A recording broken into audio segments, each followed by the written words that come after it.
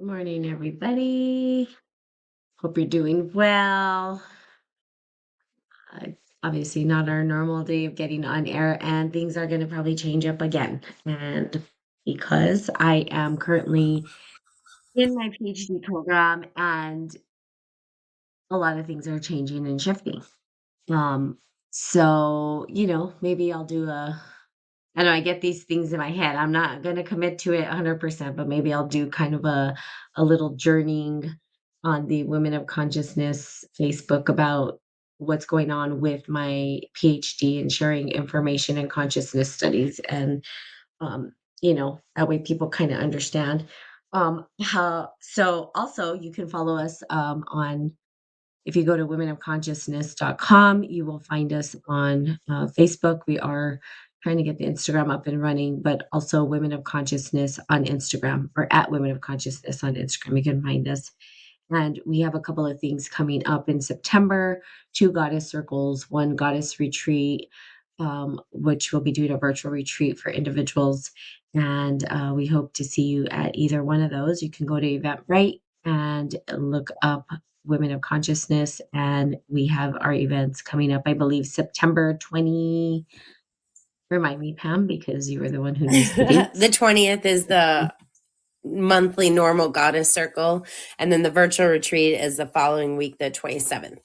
The 27th. So the 20th and the 27th. So we hope that you can join us. We're very excited about that.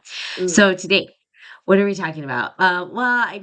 Again, we always kind of just we talk about what's on our hearts and in our minds. And a lot of the dialogue we've been having is around, the warrior archetype, which I think it's timely.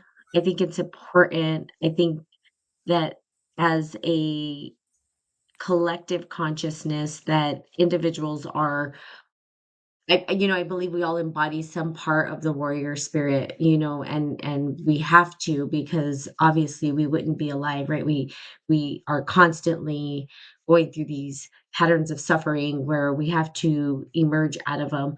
Some people can't take it, and so there's other ways that people can't take it, and eventually, you know, um, the shadow side shows up, and sometimes people exit their life prematurely on their own because they can't handle the suffering. But for those that are here and still here and going through it, they're exercising some form of the warrior archetype. And, at what level it depends. And I think, we're kind of just talking about that. And maybe there's a distinction between the the archetype of the warrior where there's the obviously the external physical part, but then there's also this internal part that occurs where it's like the soul is going through some sort of battle. And I personally believe that, we are in a spiritual battle at this point in history. I think we still do have physical war, obviously, that manifests, and warriors that are going out there and sacrificing themselves for ideas. Well, to say for ideas, right? Territory too, I guess, could be another piece of it, but mostly it's the ideals or the for their culture, for what they think is right. And so there's like these different aspects that sort of emerge, I believe, in the archetype of the warrior. And the spiritual one, and then I believe that we're going through that more is because with the physical war that's going on, I think we as a human species understand that we've kind of taken it too far with the weapons that we have available to us to cause destruction. It's not just a war of let's go and, grab a sword, or before it was even, I don't know, rocks. Who knows how they were fighting, right? It could be guerrilla warfare that they were doing in the past to, this more, I don't know, I don't want to say sophisticated, but, they were doing all these different types of warfare. And then it expanded, of course, once ammunition came in and guns came in and all that kind of stuff. So we're at a place where the physical warfare is like a nuclear bomb, which can then just harm humanity in ways that are, I mean, it can ruin entire civilization basically. And so for us, I think because we know that, we sort of, I feel like I feel like these men, and I'm gonna say men because they're the ones who are really actually calling the shots. I'm not saying women don't join these militaries and stuff like that, but it's mostly men. And I think they realize that if they hit a button, that it could totally destroy them as well. So we're at that point, and I think because of that, in some sense, we now are battling for our souls.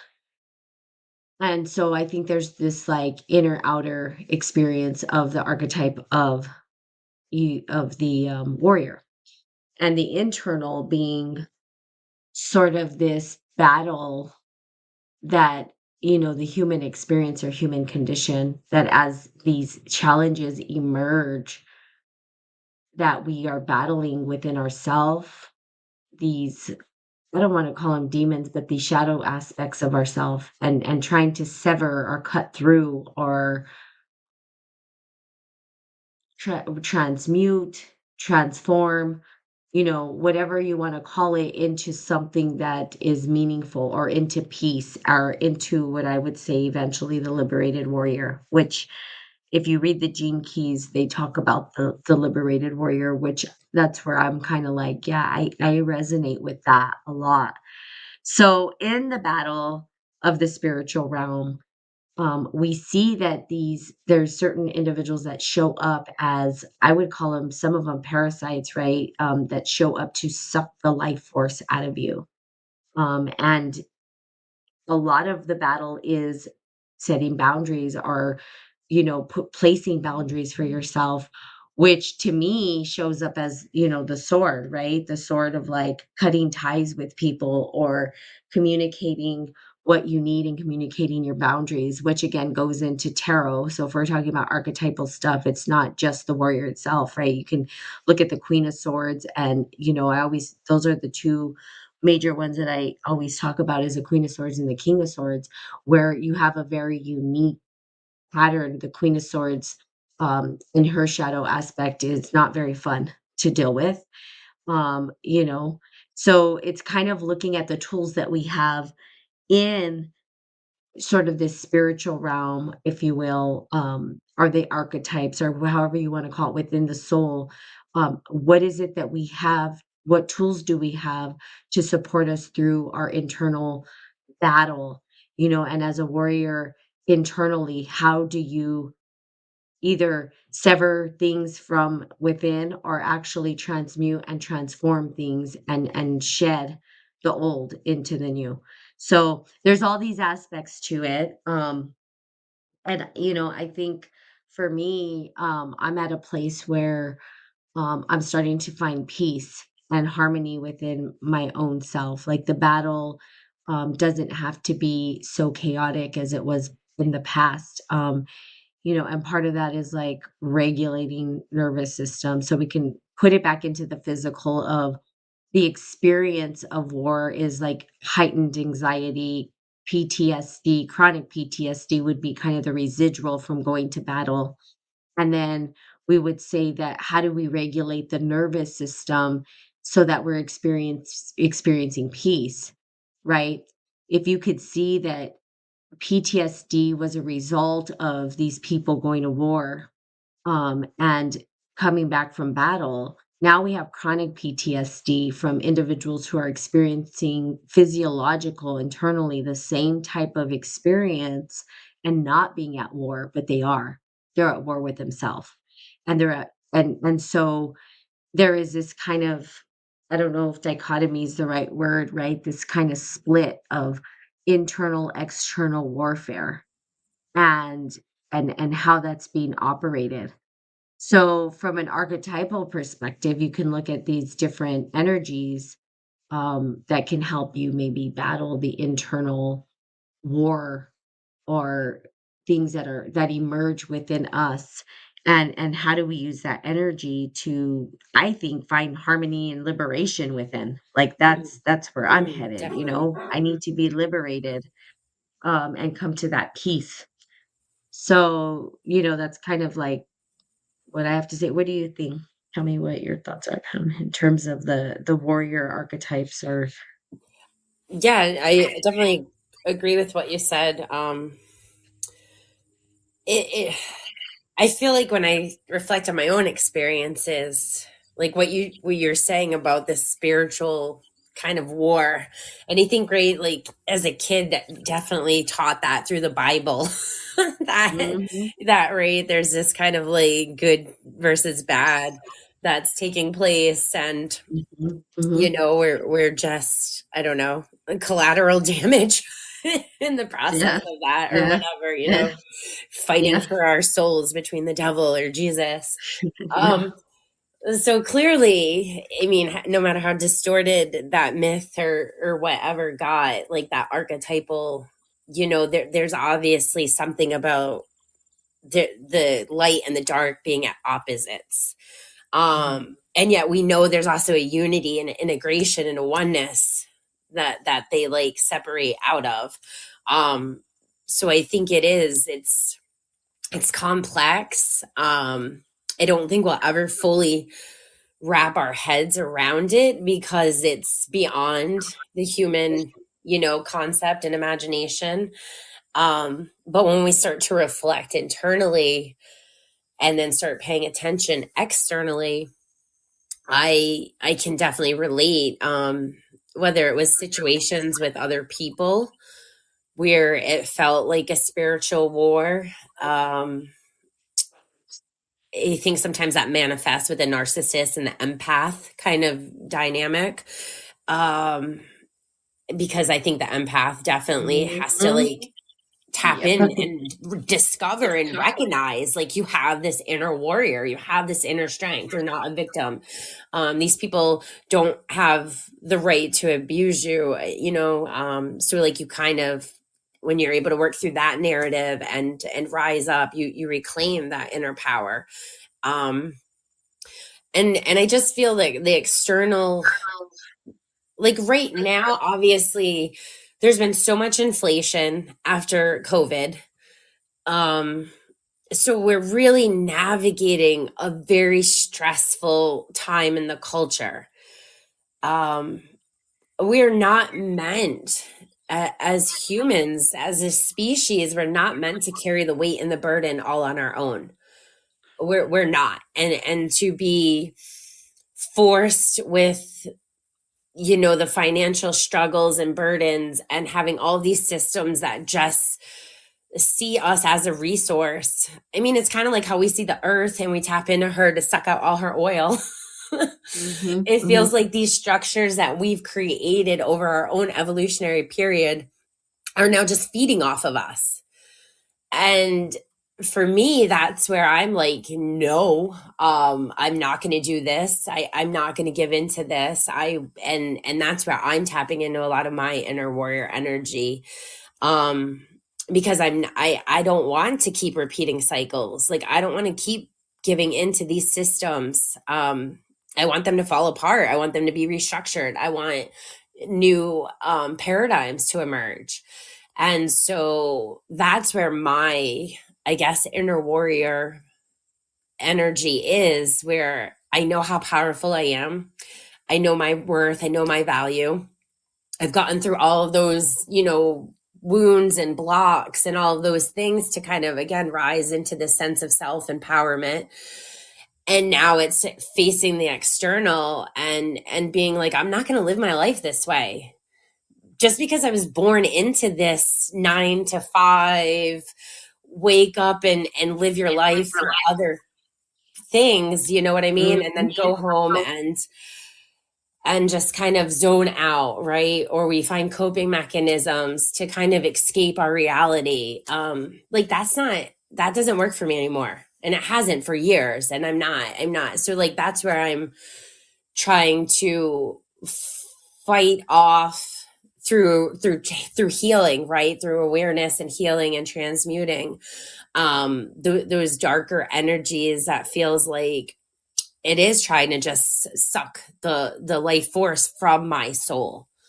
Mhm. But then I can also see that at a macro level outside in the universe and how that might look like with like planets and stars and stuff. So I know there's just so much that's happening. There's just bigger forces at play that are mirroring and mirroring at smaller levels, and we're just a little fraction of that. And I'm never fully going to grasp it or understand it in this human body. Um, but but Yeah, I that's mean, it where is.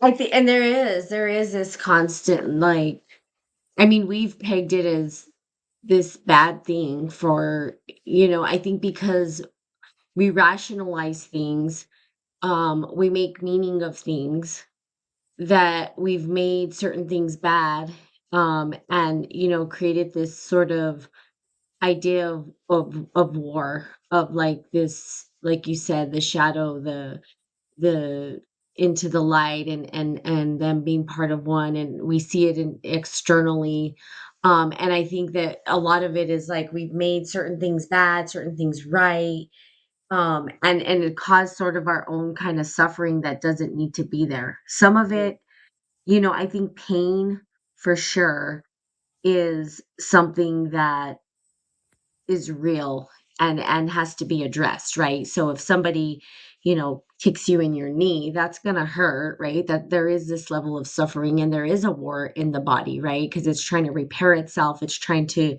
reorganize, restructure, itself. And then we see the external thing of this individual attacking. And I think, but we see this happening, like you said, at the macro and the micro, that there's this sort of like battle looks like going on, and we've sort of made it a bad thing. And I think with us rationalizing things, with us thinking about those things, we've created a spiritual war in our own right, in a lot of ways, because we've entrapped ourselves into these narratives. And the narrative being that, like you said, the 9 to 5 narrative, like that literally was a narrative that is actually pretty recent. And I believe we are one of the only countries who, I'm not saying that that's not happening maybe in other places, but we're one of the only countries who has that sort of narrative of the 9 to 5, and not a good work life balance, right? And that's happening in the Western world. But why? Why is it happening? It's happening because somebody created the narrative. They call it the Ford model, basically. Henry Ford created the model of 9 to 5. And he did it because of the manufacturing of cars, and he created that work week, and somehow we've adopted that particular narrative and model. Now, if we look at it, it's become our own entrapment, and it sucks the life out of individuals. So you're absolutely correct that some of these systems are designed to sort of suck the life force out of individuals, and totally suffocate them. And then that causes that internal battle. And if you think about it, it's what happens, and this is just a very vague, probably, explanation, but I think it happens more than not, if people can relate, is, for instance, mom, dad go to work, stuck in this 9 to 5 soul sucking job, come home. The battle that they're dealing with is internal, right? It's an internal battle of having to be at work all day, maybe even a job they don't even particularly care for, and they're stressed. Then they come home, and now they're in war with each other because they can't relax, and they're angry. So who do they take it out on? The people that they are closest to, the people they love. So, then the husband, wife, maybe are not really getting along and now they're at war with each other. And maybe they have children and now the children are seeing that and then they're agitated and now they're at war with their children. So, and then the children are at war with each other. And so it's just like internal, external happening of like these battles that kind of surface. And it's because we've created our own jail. Mm. I mean, we've created our own hell, to be Absolutely. honest with you. We're we're chained in our own hell and it caused our own suffering for whatever reason, and we can't break free of it. And I say we as a human species because, could you point the finger? Could you say it's a group of people? Perhaps, but the reality is we humans did this to ourselves, Hmm. and we are the answer to our own suffering. And we just can't understand that, but it does take a warrior to step up because guess what? It's gonna be a battle. Hmm. And, it's funny too because the battle's not only battling the systems, it's battling people's comfortability as well. Because Yes. people don't like change. Right. Absolutely. Oh my God, we've talked about that so much. Get out of your comfort zone. And They'll vulnerability. fight you. Nobody wants to You feel wanna vulnerable. you wanna go to war with somebody, just make them uncomfortable. They will go to war with you very quickly. Oh man. But no, you're definitely right. Like maybe the assembly line production, or that part of industrialization. I mean, it served a purpose, right? It helped us evolve and get where we are now, but now we're just living a life of consuming material products. And it doesn't stop. It just doesn't stop. Mhm. You wake up and you go to sleep, and like it plays out while you're sleeping and like it plays out while you're awake and it just never ends. And at some point, and it's not sustainable. Like, Mhm. you know what I mean? To expect, well, I'll get a vacation. Maybe I'll get 2 weeks. I'll get 2 weeks a year. Like that's not enough. Um, Even kids, like I feel so bad. My youngest son, this is about to be his last year in elementary school, and I feel so bad for him because he'll be 11 during this school year, and then he'll go and he'll start, next year at this time he'll start junior high, and that's it. He's got to then start waking up at 6 a.m. They don't get recess, they don't get a playground, and so like I feel so bad and I just kind of want to freeze, my baby and let him have his innocence and his childhood as much as he can. And it's like this bittersweet feeling now that, he's going into fifth grade because it feels like the beginning of an end for him. And that Mm. truly breaks my heart because like, why are we forcing the children to get up and get on a bus at 6:30 in the morning?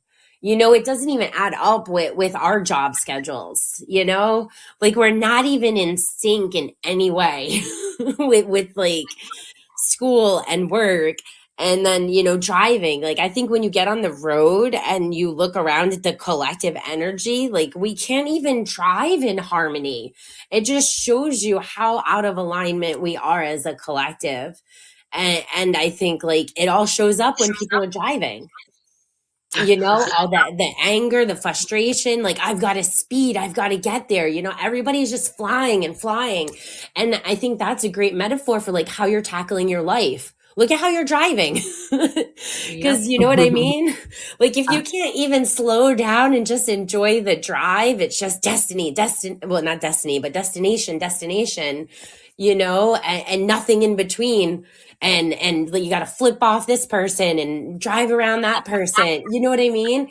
Like that is showing your own internal battle coming up.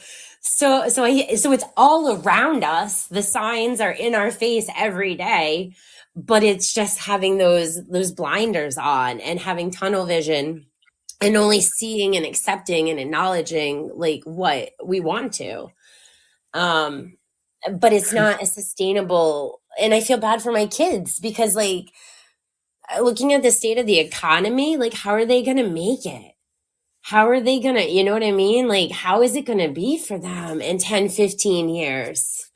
because they're not upping what we make an hour. You know what I mean? They're not giving us more benefits. They're just draining and draining and draining us for more of our resources.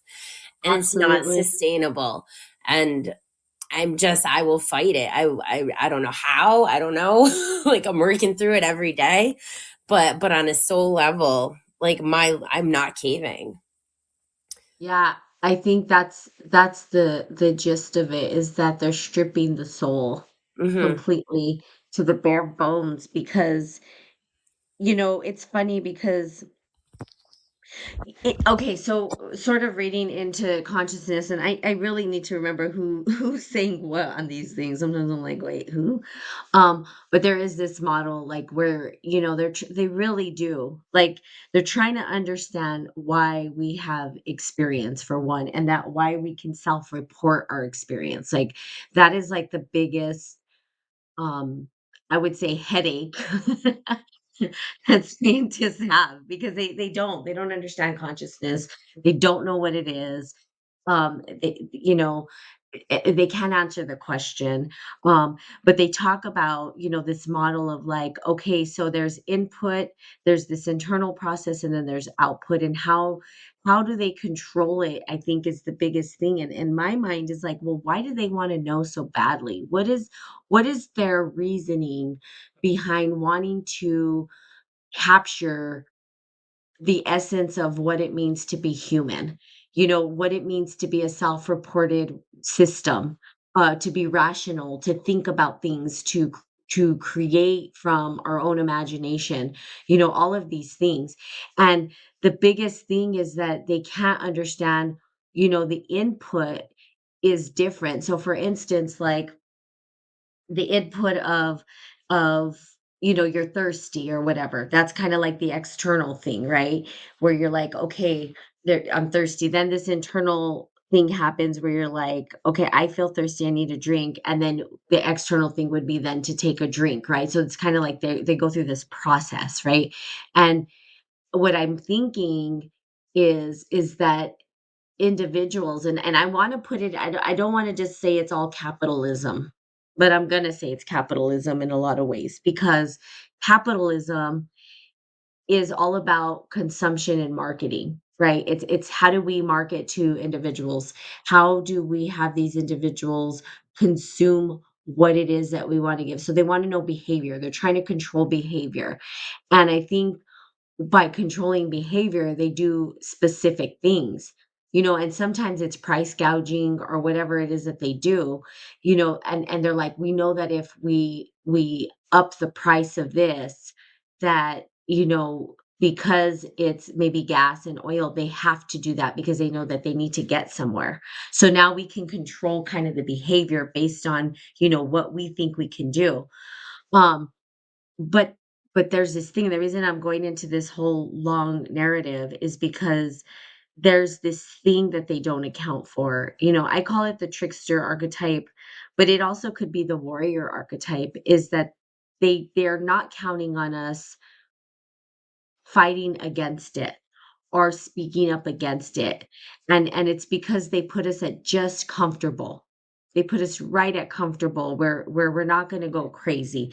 But I think right now what's happening collectively is that they're putting us in such an uncomfortable situation that people have no choice but to fight.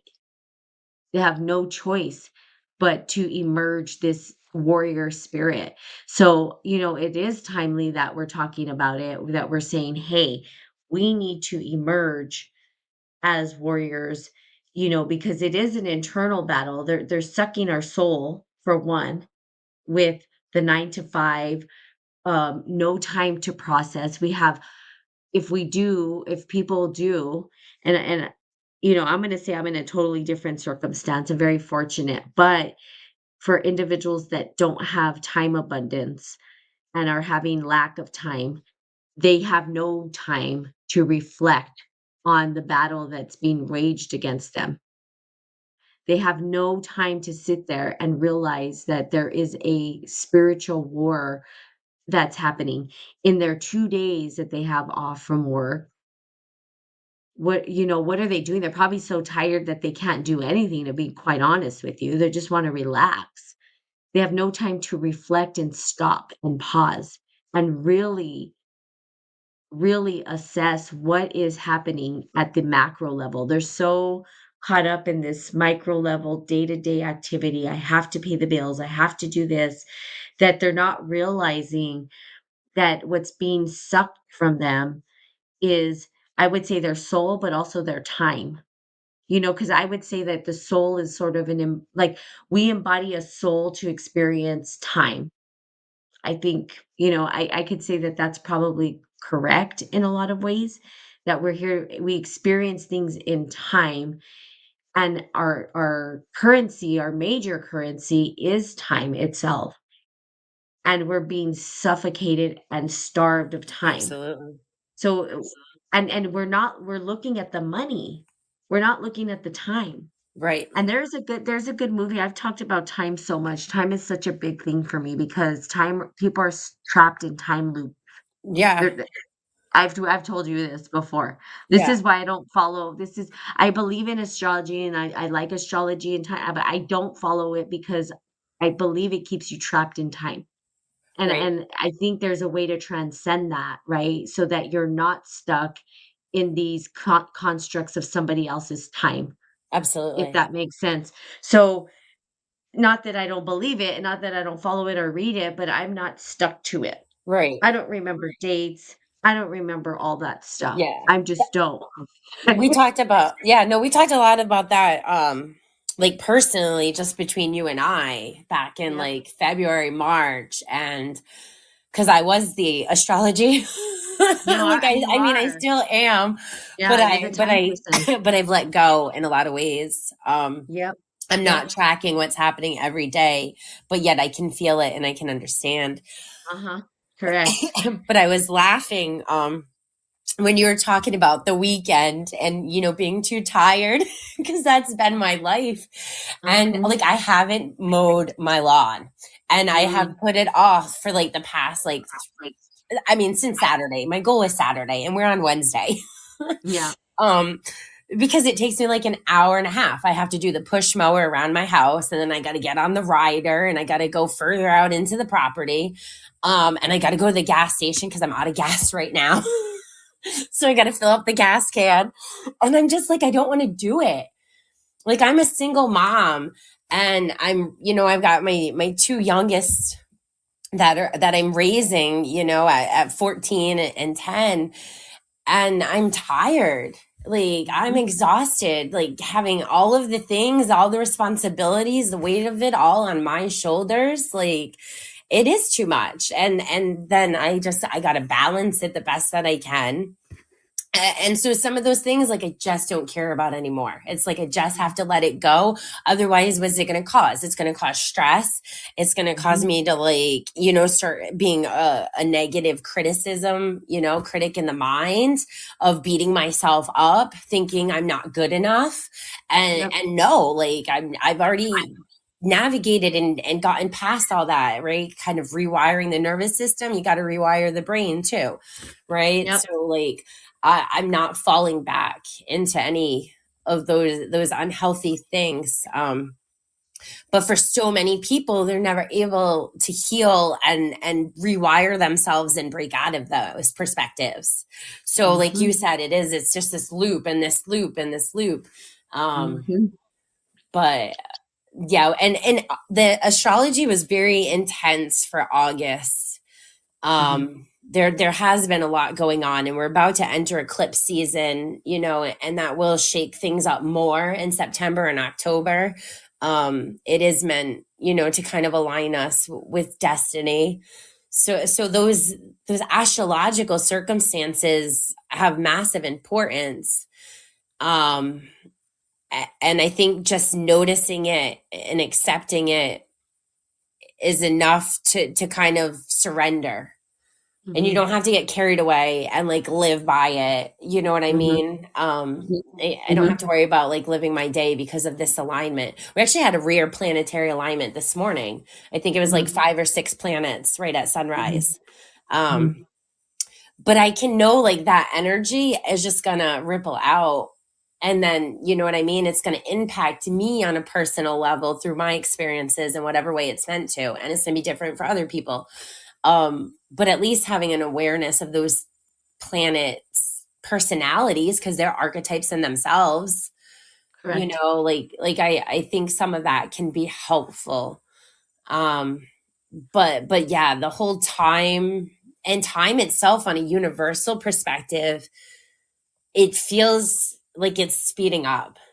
You know, even reflecting back at this summer, I mean, the summer feels like it's flown by. Things that happened 3 weeks ago feels like 3 months ago. You know, Mhm. looking back at February and having those conversations we did, that already feels like 2 years ago to me. Like, oh Yeah. no, that was just February when I went and flew and, you know, got to see you and hang out with you. And we had some beautiful breakthroughs by our union. So time is in a very weird phase for us Mhm. humans to navigate. And Mhm. it does feel like we don't have time to do all of the responsibilities Mhm. and then try and live, like actually genuinely just live from a state of joy. Mhm. That's right. Yeah. So if we saw time, even time itself is an archetype, right? If you really think about it, it's like we are experiencing, I mean, I can't stress that enough. If I mean, if anything, if you can liberate yourself from the chains of clock time. You know, there's different ways we measure time, and I do a time currency, and I probably should just do a time currency workshop. You know what I mean? I think that, maybe I'll do that because it's already laid out, it's already set up. And time currency is the only currency that I believe is important in this world. Because, we look at monetary currency, right? We look at money as currency, and we've sort of traded our time currency for this paper currency, fiat, money, and that's what we've done. And so, if you look at people and how they use their time, well, if you looked at the wealthy, how much time are they really committing to the fiat? They're not. They're not. The money comes into them, right? And their time is liberated. But it's not because they got the money that their time was liberated. They liberated their time and then they got the money. It's a totally different way of seeing the world. That your time is your abundance.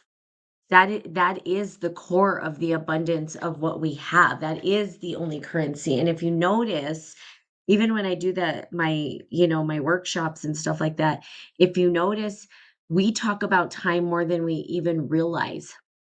I mean, to me, this is the most important archetype. Absolutely. At the end of our time, right? And one of my friends, I like the way that he always put it. He said, you have, when on your tombstone, you have the date you were born, then you have this slash and the date that you were gone. And that slash is the time we experience in between those two dates, the journey that we take in between that slash between the two dates of when we are born and when we die. And there's that journey that's in between. And in that journey, which is such a short amount of time in, cosmic time, if we think about it, or planetary time, or whatever, if we looked at it, we only live, I want to say, a microscopic point of time. It's such it feels like it's a long time, but it's not. 100 years, if people live that long, we'll just say, because the life expectancy is a lot lower, but we'll say 100. If you live 100 years of life, that is just the tiniest piece that we get to live in time and experience. And I always say, so what is it that we're doing within that slash, that journey that comes between? And I can guarantee you, and I know this, that when people are typically in their deathbed and laying there,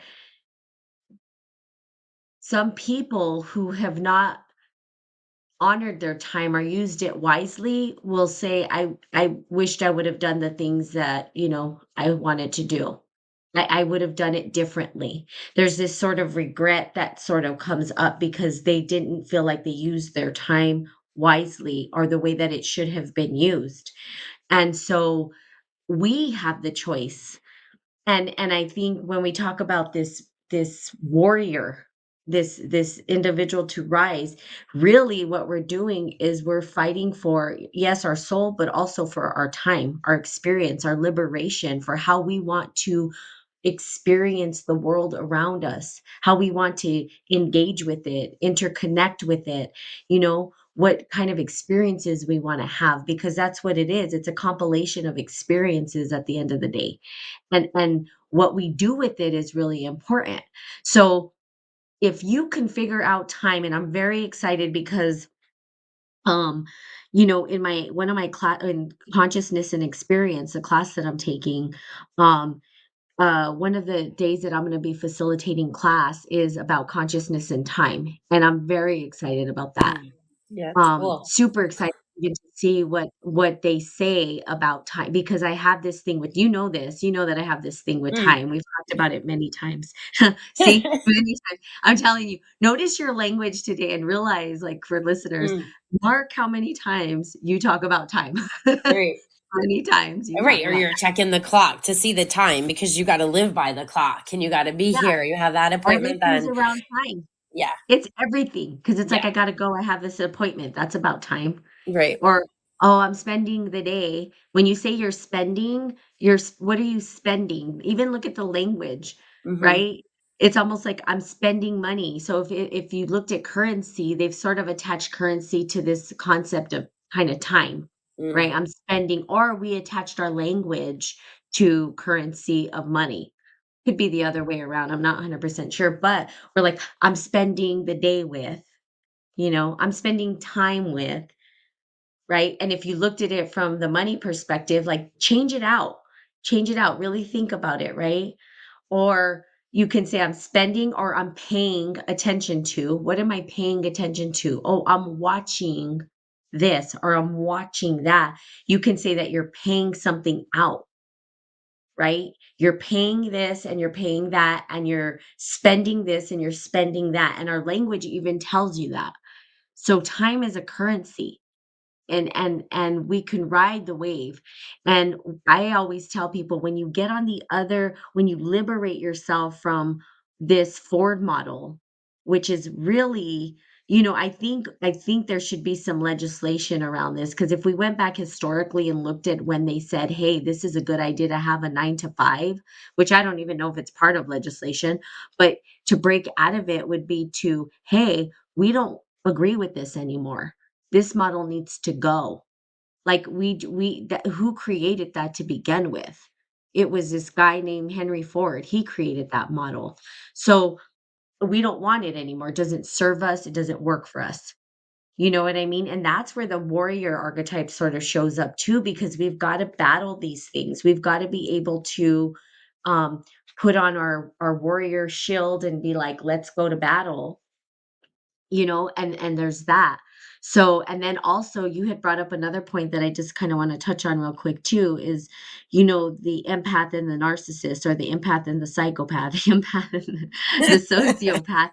That when you think about it, I think I would like to say that people are more empathic than they are, psychotic, or I shouldn't even say psychotic, narcissistic or sociopathic or pathic. It's a very small amount of people. I think really at heart, people are good and want to do good. Um, However, if you look at the way that the world is sort of structured, right? If you look at the one percenters, if you look at the people that are in power, they're typically narcissistic, sociopathic, or psychopathic, and they're feeding off of people that are too scared to rise up and battle those individuals. And that is the problem. It's because we're too empathic, we're too this. We have we at what point does a society get to where, because civil war may break out, that we're raging a war of the soul, where eventually the soul says, "Hell no, you don't get my soul anymore. This is mine." Absolutely. Now, where are we gonna stand up and fight back? Right. And we've seen it in the past. Like, you know what I Oh, we mean? don't get there. Like for Mhm. sure the 60s, anytime there was any kind of revolution, right? Yep, And that's where again, like the I don't know, the shadow side of the darker, forces that have then become this structure, right? That are navigating it. Um yeah, it doesn't want to let go. It doesn't want to. And now I feel like our police, they're just militarizing. mhm. So if we do go into protest, you know what I mean? It's like, no, we'll shut that down instantly. So we don't even get the right to protest like there was in the 50s and 60s. Um, yeah, so it just seems like those things are against us because it knows the power of the collective when it does go into the warrior. Exactly. So I would say it's like, how do we find liberation? And there's so many strategies, because it's like the art of war, I think is for anybody who's aware should read that, because the reality is, and this is why, of course, I'm going to bring in Kung Fu on this one, because when you look at the like, Chinese, right, and kind of their ideals and maybe philosophy, and I'm not going to claim to know it fully, but I can say that when it comes to the art of war, you want your you want the people that you're going to battle with to actually come into submission without ever raising the sword. So you want them to surrender without having to actually shed blood. And that might become a long game, you know what I mean? And I have my own theories about why China is the way China is, and how we've become consumers of their products and stuff like that, because the war, I think, that we're they're waging against us is not with military force, but with our pockets and with our need to consume, which is another thing that you brought up earlier. We are a consumer-based society. And it's funny because I remember taking economics. This is a long time ago, man. That guy was he was a wild, crazy one. He was kind of not. He was a mean man. We'll just say that, because he said, "Well, you guys are watching The Simpsons," and then he went like pounded his fist. He's like, "The world is going." And I was like, "Whoa, you're a little bit too passionate about this, bro." And I was like, and first of all, I don't watch The Simpsons, but then I'm like, maybe I should, because now they predict the future. Anyway, just kidding. But he said something that was funny. He's like, "Well, you're buying cheap China shit. They're taking over our economy." And he just like puts his fist down, and I was all, "Whoa!" Yeah, I And can I was remember a like, time "Oh my." period when I was in retail where and I don't remember, it had to have been after 9/11. Um, yeah, absolutely it was. But yeah, people were like boycotting Uh-huh. the China made products and stuff like that for like a minute, and then Yeah, it just goes back to normal, back yeah, to consuming. yeah. Well, and because they know us, Yeah. that's the art of war, is like, know your enemy better than you know yourself. Mm. And so they know. But And it and makes my sense. Yeah, That go ahead. fear tactic, right? And it Uh-huh. almost makes me think when you think of some of like the old like families, right? The nuclear kind of family system where the father, the patriarchy, worked, right? And everyone else just either went to school or the wife, was kind of had to stay home, right? And it was like his word was the word, and Mm, it's like you could put fear into your child mm, just by mm, making these mm, threats, and you knew like mm, everyone would fall in line to you because like mm, you ruled the family. mm, And mm. I think like that's fallen away. We don't have that so much in that system, but intergenerational trauma it Do you gets know my passed dad? along. And so You you just see described people today that feel like they have no control and the kids don't want to listen, and so it's like, well, if I can make people fear me, there's that sense of empowerment internally. And then, and so like, yeah, it's all just chaos. It really is chaos. I Like, just think I'm like, "Do you know my father? Because what you explained is exactly my father. I'm the word." I'm like, "Okay." right. Well, women are I like think that too, for sure. let I me don't want just to say say just men, because there are women that are able to emasculate men very well and very easily, unfortunately, too. So, well, there's a both and, yeah, and I think right. but I'm just, from my perspective, my dad was the typical, "I am the word," Mm, um I am the mayor, which is like I am the head of the household. I'm like, yeah, that doesn't fly for me, first of all. Um, exactly. you know what I'm saying? So, but I think that there was some good, like the discipline part of it was good. Like I think children, we need this healthy balance because the discipline was, I like discipline. I actually enjoyed discipline, to be honest with you, and there were a lot of things that I liked about it. But when people are spewing, "I am the word," and "you do as I tell you to do." Like, I remember my dad, "Don't do as I do, do as I tell you to do" mentality. I'm like, "Yeah, no, that ain't gonna work for Mm, me." Like, you get to be the example, first of all. And if you are not being the example, then you have no right to tell me what to do. That was my thought process, as a kid.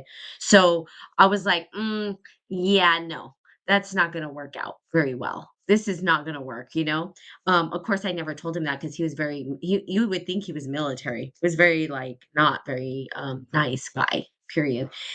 So, I just kept my mouth shut for sure. But um that was his whole energy. That's just the way he was. He was like that old, "I am the word, I am the way," and that's that. And it was like, whoa, like that's a little too over the top for me, and a little melodramatic. Calm down, first of right. all. You're here, and I just need you to be like here. Um, But that's but where you could at least be defiant and break the cycles. Oh, for sure. I mean, Yeah. obviously, I don't have children, but, I think with my nieces and nephews, that was the closest I ever got to be able to experience kind of what it would be to be a parent. Mm, But I think you know, with the way he was, I think it's good to have discipline. And I see this with the children, mm, is that there's this good balance between the 2, and we definitely need more discipline. And again, here we go with this battle of the soul, of fighting for the soul, where now, and I just totally do not agree with this. I don't care what any of my viewers think or whatever they hear, because, and this is totally an opinion of mine for sure. I do not agree with the schools letting the child um kind of take the narrative about identity and all that kind of stuff. I think that is totally has misstepped the ability for parents to raise their children. It is not the job of an institution to tell how a student or child should be disciplined, or what happens in their home. Like, I think that that's just crazy. You know what I mean? So I think, like, where public schools are going, some of them are just kind of, I think it's weird. Because, if I was a parent, I wouldn't want some intermediary coming in and saying, "No, we know what's best for your child." No, you don't. First mm, of all, you don't you don't know the history of the family. You don't know the way that the mind thinks, and these mm. DNA that's getting passed down. Do you know what I mean? Right. No, I do. So you Even the just don't know. astrology, like that's where I will bring in the astrology. Like Mhm. I literally sent my one of my my son's teacher a couple years ago, because they just want to label him a behavior kid. He's argumentative. No, he's a Libra. Okay, he doesn't Mhm. feel justified, so he's going Right, to defend himself. And I told her that. I was like, you just don't understand his psychology, and right. you want to label him, and he's not okay with that, and I'm not okay with that. Sure. Because like you're right. I mean, I had another child where they're like, "Oh, ADD, ADHD," put him on medication, Mhm. and like, who are you to tell me to like, you know what I mean? It was just because you got 20 kids in your class, and you know what I mean? Like, and you don't want to deal with like his personality and his behavior, and I get that, but I've seen as a teacher in the high school, years ago, I remember having a student who I would say had behavioral. I mean, I taught alternative ed. This was kids with social and emotional and some dysfunctional, they were targeted dropouts, and a lot of them did drop out. And I watched this kid go from being like energetic and not maybe making the best decisions with that energy, to getting on medication, and that kid just became a zombie at the desk. Mhm. He was just Yep. like he was just not even normal, like a normal, you know what I mean, energy anymore. It was just this shell of a body. Yep. And Yep. so, like, Yep. how did that help him? He wasn't engaging any better. If anything, he was more, and that was his own family, that medicated him or whatnot, their choices. Um, but just seeing all of that, and having that experience from the parent perspective and then the teacher perspective, like, I do agree with you. There is a lot there that is not in alignment. And then even as a school teacher, like, you are a mandatory reporter. But my school system that I was at, they didn't never go with that. They didn't acknowledge the things that they saw and report things, and I know a lot of schools don't. Um, yeah. And I've talked to you obviously on here about even some of like that elementary school that was kindergarten to second graders, where they have a closet, like a little side room, 8 by 10 kind of padded room, where, oh, the kid's having another meltdown and freaking out. These kids are clearly in homes of trauma. You don't come into school at 8 years old behaving in that much of aggressive, violent, language and physical body energy if you're not witnessing that at home and around that. Mhm. and, Mhm. and then you're Mhm. causing more trauma because you're like shoving them into this space to deal with their outburst, because they're like attacking you. Mhm. Mhm. Mhm. So there's so much just wrong, and ignored and misunderstood, from the home to the school level, because Mhm. it's just become glorified daycare. So parents can work, and all you're doing is conditioning the child so that they can go and sit down and shut up and do what they're told by their boss.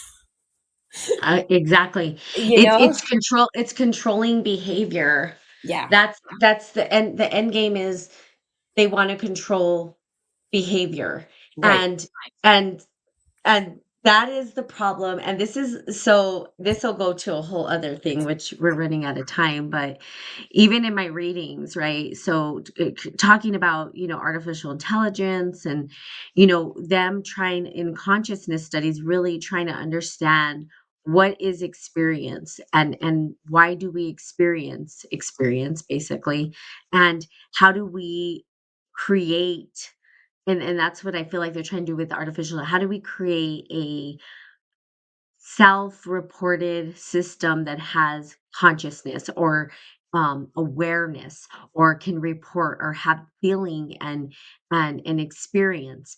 And I'm asking why, in my opinion, because I'm like, well, what is it that they're trying to do? Like, what is the end goal? Why is it that they're so interested? And I have my theories about why. Like, there's a couple of theories that I have, but one of them and I think this one is probably true, is that they wanna control. I mean, I'll just put it like that. They just wanna have control. And they wanna understand how to control a thing so that they can get the outcome that they want. If I can control this, I will get the outcome that I want.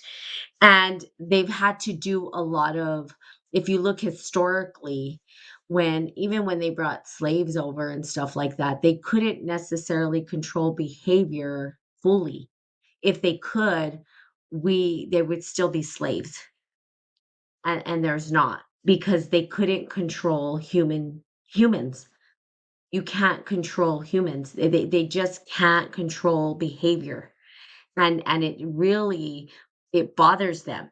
And so now we have a course in psychology, you're trying to figure out like, oh, well, what is it? So they have all these labels to try to say, okay, well, if we can't control behavior, we can control the assignment we give them, right? The box we're going to put them in. So you have this like split of like neuronormative and then neurodivergent. And then you have these long list of things that are someone's on the spectrum, or they're on the this, or it's this, or they have this, or they have, so we're putting all these labels. And for what? Usually it's so that they can put them back into this box of control. And it's like, you can't. Humans don't operate like that. We don't operate in a box. You know what I mean? We're very Mhm. flexible, we're open, and we're unique, and we have our own experiences. And so it's very difficult to say, I can control the human population. For the most part, Mm, they can kind of control, yeah. but they can't. You can, But I it's all don't care. ego based because And the you can't. ego needs to feel safe in survival mode with where it can control its environment. So that's what it's just coming from, is stemming of basic, the way we were wired to have human experience, but yeah. It's It's it's control. It all boy to me, I'm like, "You guys just wanna control behavior." yeah. That's what you're trying to do. Yeah. And you wanna control behavior, but to what means? What is it that you're trying to, for what? What are you trying to get out of it? Well, Mm, they're trying to get slave labor. You know mhm, what I mean? And they're trying to get us to bend to their will. And mm. by they, whoever the they are, right? Systems, It's yeah. yeah, the systems, or the people who are creating the systems, Mm, the individuals who get together who, are have agendas about how they want the population to move. You know mm. what I mean? Which they do. They have these Oh, dialogues absolutely. about that. We And wouldn't have politics. exactly. There And wouldn't be so political parties if there wasn't someone trying to be in control of all the correct. decisions and right. Yep. And so no, and it is hard. It's hard because that's the way it is. And so Yeah.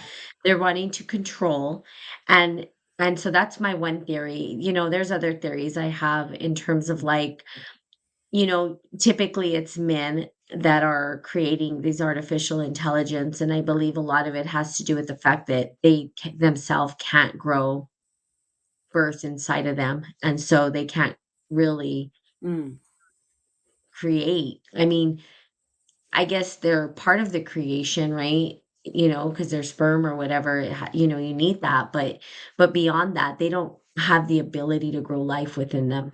right. And I think mhm, Yeah. No, I was gonna say, if you're always distracted on the external too, and you never slow down and go into stillness and self reflection and self analysis, you know what I mean? You're never gonna discover like the patterns, the wounds, the things about you, like situations are coming up to trigger, your awareness.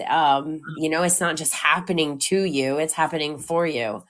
and, mhm. and I think there's a huge part of the collective that are just not doing the internal work.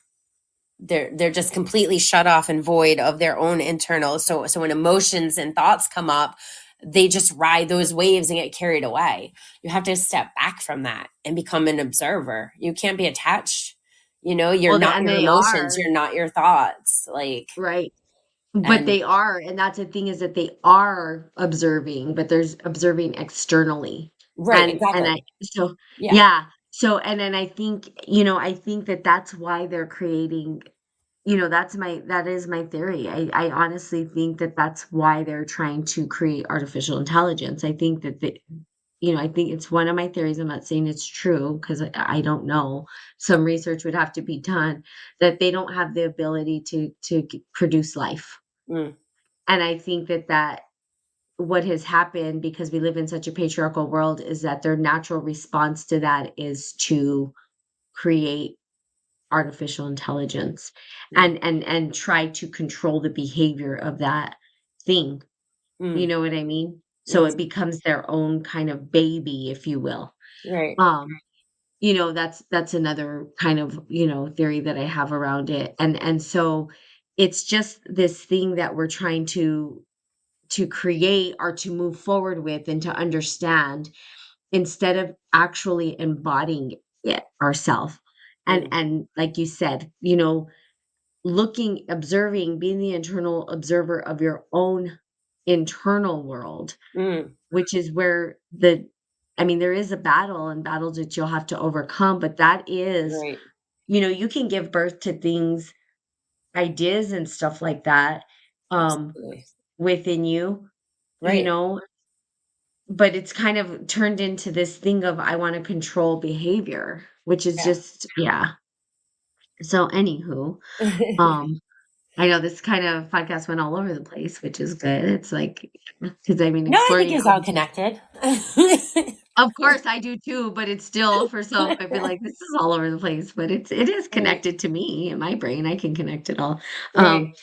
But it is exploring the archetypes, you know, be Yes. it the warrior, be it the shadow, be it the time, be it, Right. the Trickster. Yeah. trickster, the control, the empath, the narcissist.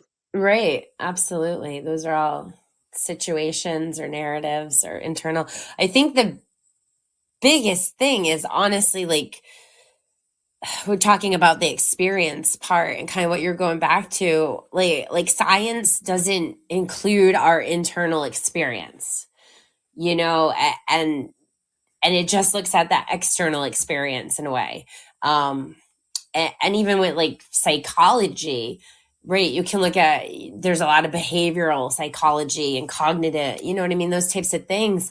But the soul, even, the study of the soul is what psychology means, and yet we don't even have the conscious entity of that in mainstream psychology today. To find a spiritual therapist, especially where I live, like there's nobody in that field. And I have thought about going down that road. And this is where I struggle because, like, with our degree and everything, right? We're kind of on that path. And some people did go into clinical psychology. And, like, I don't want to. I don't want to diagnose people. I don't want to deal with, the insurance companies telling me I have to give a diagnosis to give a medication to be able to have a client.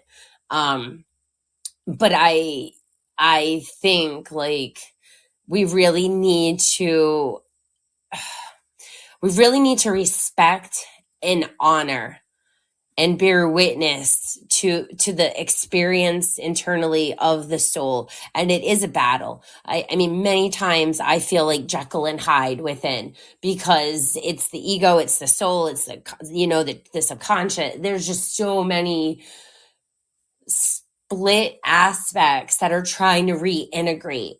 And so when they're all split from each other, there's going to be internal chaos. But once you start integrating those aspects, and once you start acknowledging them and listening to them, and recognizing this is part of the experience and the journey, then you're not run by emotions. Your brain isn't in monkey mind mentality. You're not impacted on your nervous system where everything is fight or flight or freeze mode. So it's possible to reintegrate and rewire and to live in peace and harmony, like you said. But things are still going to come up that go deeper in the roots, right? Because the work never truly ends. We need to continue evolving.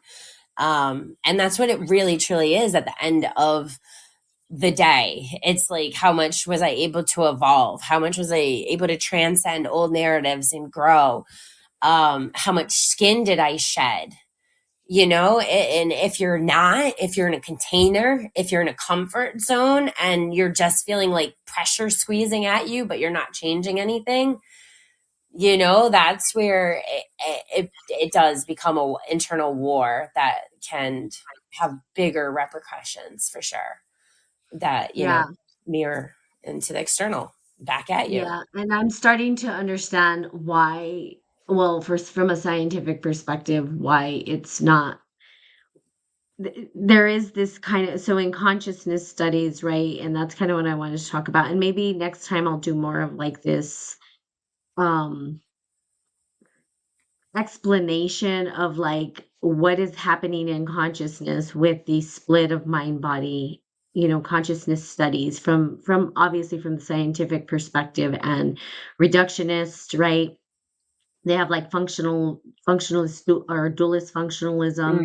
Yeah. um they have like these different ways of looking at it, and the reason that they can't really put it into a scientific method is because they can't reduce it, because they Right. can't really capture it. They don't they're how do you capture soul? How do you capture Right. experience? How do Still you looking at the capture material.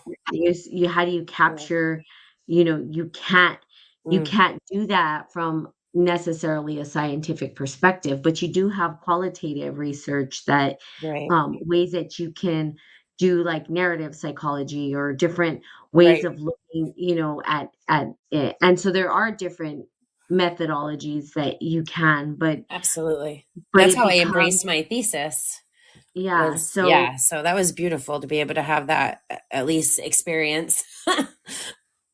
exactly. Mm, So you do it from your, experience, but it's not something that can be captured. mm, So it's not gonna. I don't know that they'll ever. They're trying to find. Like I'm reading about the what is it?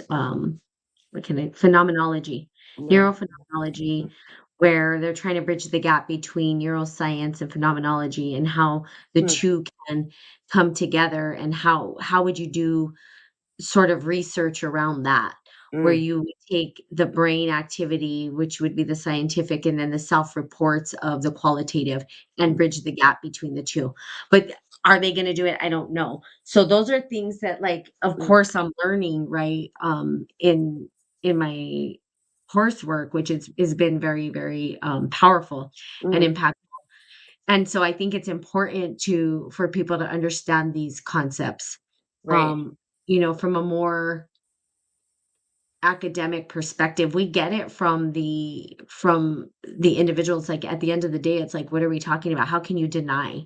I don't under my biggest thing, and I'll just say this before we go because it's been well over an hour, is I don't understand how these individuals who reduce things, right? The reductionists who use scientific method discredit experience. right. I'm like, if I slap you right now, are you gonna feel that or not? Like, I'm pretty sure you're gonna feel it. I'm pretty sure you're gonna feel it. I'm pretty sure you had an experience. You know what I mean? You can't deny Right, that, right? right. So And then it so causes a whole internal internal exactly. So experience. so how in the hell are you Yeah. gonna tell me that this doesn't exist? Like, Yeah. you're Yeah. okay, something is wrong with you. That's where Seriously. science needs to evolve past, like you said, that reduction, that mechanism, Oh, yeah. worldview that's so outdated. And I think like that's where evolution is taking us. It's taking us to a holistic, integral, you know, approach. So Yeah. hopefully we can make new discoveries and have new theories, and then that can take hold and seed and plant right into the collective. I um think, well, it is, yeah, and I can say that, I'm very the program that I'm in, um, is really known for their qualitative research. yeah, So, I think that doing these, qualitative methods, I think, and understanding what's going out there. So, bringing more of the academic to the people so that they understand, because they sort of throw these terms out there and right, not really sure of where they derived from. There was a right, list of questions in one of the articles that, was like, we do take a dualist perspective, regardless if we think we want to or not, because the narratives that we're actually getting. So when the narratives finally trickle down to the masses, right? People think they understand it, but they don't really understand the theoretical frameworks and all that it came from. So they don't really, they know part of it, but they're not really ingrained in understanding really what the individual was saying with this particular concept or whatever it is. And then the way that the masses start to think really is a construct of what a professor was writing about in an article that then trickled down to the masses. And so our whole frame becomes, our whole narrative and frame of thinking comes from people we don't even know and concepts we don't even Mm, understand. And we think we do. right. And we think we're in control of the narrative, but we're not. Right. You know what I mean? So it was when you ask these questions, it's like, and then at the end, he's like, if you answered yes to any of these questions, you have some form of dualist. And most people would answer these questions yes, because it Mm, seems like that. But when you get deeper into the information, you're like, wait, but what about this? And then understanding the frame that it's coming from too. mm, Because, it's just, as you go deeper and deeper and deeper, you start to say, okay, now I understand why this concept arose from this. Do I truly believe that? And the answer would be even no. So mm. people are going on believing things that they don't even know where it derived from. They don't Right. know the true core of what that particular theory was trying to say. But they'll accept the end product, and they don't even know how it unpacked to that end product. Do you see what I'm saying? So Yeah. it's interesting, and even myself questioning, like, wow, what approach would I take? Which way would I go? What direction? And do I have these ideas of dualists? Well, yeah, I do. Um, and then further going on, and then how can I contribute in a way that could bridge the gap, perhaps, if there is a way to bridge the gap. Mm, Um, but maybe not, you know what I mean? They're just you can never, in my mind, you can never truly answer how. You can answer why, maybe, and there would not be no causation to that why, but how, we'll never know. mm, There is no way we can ever know how consciousness and awareness has emerged. right. There's just no way. You would have to understand the constructs of it. It'd have to be material, and it's not. Yeah. So it's just interesting. So anyway, sorry, as this go on because I'm like, oh my god, all these Yeah. Well, that's readings, where, and I'm like, yeah. you know, Yeah, I um, get it. No, I would just say like that's where education is power. And look yeah, at where education's manipulated or oh not for sure, allowed even, right? I mean, because there are definitely countries in the world where, mostly girls or whatnot, or, maybe can't go to school and things like that. But yeah, yeah, educate books, the banned books, like all those things, right? They just try to keep information from us and think, oh, correct, ignorance is bliss. But correct. So there you have it. Yeah, so there you have it. It's just a lot of information, and I just totally went off on a tangent because I have a lot going on in my brain about my classes and everything that's coming up. So, have a fantastical day. Bye. Um, love you. Yeah, love you. Mwah. Bye. Bye.